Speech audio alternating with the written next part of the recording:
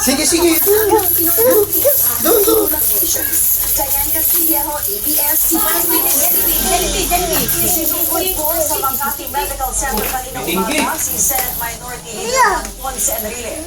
Ito ay dahil sa ilang araw na lagnat ayon sa anak niya sa Katrina, may dengue ang kanyang amang senador base na rin sa ginawang pagsusuri ng mga doktor.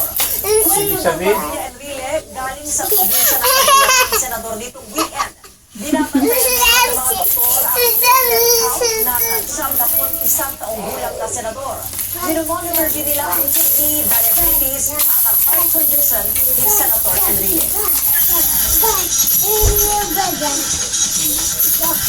Handa na ang eleksyon. Ito ang sabi ng sikat na American CEO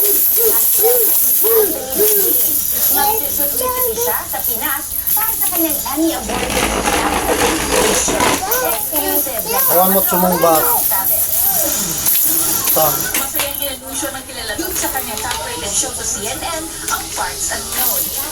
We're coming soon. This season, we're coming to the Philippines. We'll do better than the last time. Sa kanyang show, bumabiyahe si Boy Dave sa malalayong lugar para ipakita ang masasarap at kakaibang putahe at kultura ng ibang bansa.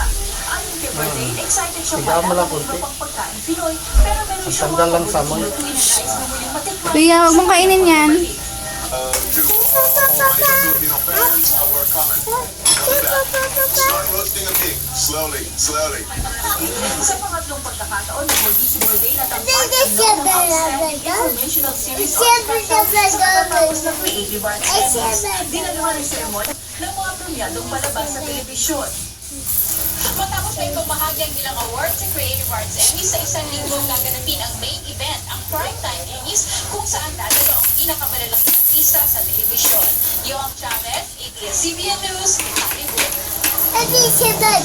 Pagkapaman, tiis-tiis muna ang PMPHBG.